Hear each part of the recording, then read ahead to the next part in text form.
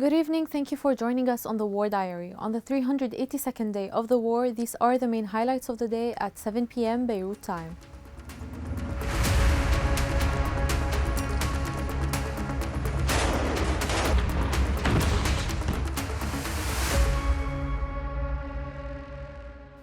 We begin with the situation in Lebanon. In Beirut's southern suburbs, the latest strikes hit the area between Tayoun and Gbeiri, causing massive damage and leveling whole buildings. In the morning, an airstrike had targeted the Laylaki area. This followed a violent night in the country, during which Israeli airstrikes targeted the Uzai neighborhood for the first time, as well as the vicinity of the Rafiq Hariri Governmental Hospital in Jneh. 18 people have been killed and 60 others injured in the Israeli strike on Jneh, according to the latest toll released this morning by the Lebanese Ministry of Health's Emergency Operations Center. In the south of the country, several villages were targeted, including Farkila, Khiyam, Ait al-Sha'ab, Tair Harfa, Dhaira, and Alm al-Sha'ab. Additionally, in the late morning, the Israeli army launched no fewer than 15 air raids against the Hosh sector in Tyre after calling on residents to evacuate. In Tyre, a branch of Hezbollah's Qard al-Hassan was also targeted in an overnight raid. In the Bekaa, the Israeli army struck the city of Baalbek following a night of violence during which raids targeted the locality of Taraya, west of Baalbek. On their part, Hezbollah announced they targeted the Nerid Dome in the suburbs of Tel Aviv, the Stella Maris naval base northwest of Haifa, and the Glilot base. They also claimed the targeting of a gathering of Israeli soldiers at the Marsh site and another in the Manara settlement.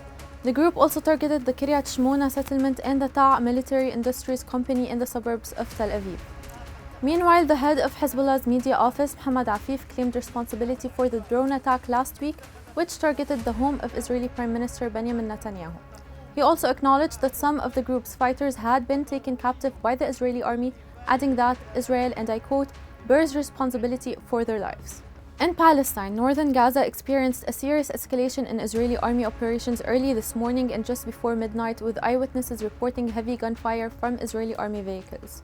Gaza's civil defense agency said 4 Palestinians were killed in strikes on Monday, while several homes were blown up in the northern area of Jabalia, a focal point of the recent fighting. In Beit Lahia, an Israeli drone strike resulted in the killing of several civilians. 3 Palestinians were killed and others injured in an attack on a shelter in Beit Hanoun in the northern part of the Gaza Strip. The human toll since the start of the war at 7 p.m. Beirut time. The Lebanese Ministry of Health reported that 2,546 were killed and 11,862 injured due to Israeli attacks on the country since October 8, 2023. On the Gaza side, the enclave's Ministry of Health has reported at least 42,718 Palestinians killed since October 7. On the diplomatic front, U.S. Secretary of State Antony Blinken arrived in Israel on Tuesday. He met with Israel's Prime Minister Benjamin Netanyahu to call for a ceasefire in Gaza after the U.S. administration called for a swift resolution to the war in Lebanon. This marks Blinken's 11th visit to the Middle East since the start of the Israel-Hamas war and his first since Israeli attacks intensified in Lebanon late last month. His discussions with Prime Minister Benjamin Netanyahu and other senior officials come as Israel considers how to respond to Iran's missile attack that took place on October 1. On his part, Iranian Foreign Minister Abbas Araghchi stated on Tuesday that Iran's neighbors have pledged not to allow the use of their soil or airspace for any attacks. This comes as Israel considers retaliation for the Islamic Republic's missile strike. During a press conference in Kuwait, he said, and I quote, "We are closely monitoring the movements of American bases in the region and are aware of all their movements and flights," adding, "If Israel attacks Iran in any form, Iran will respond in kind," end of quote.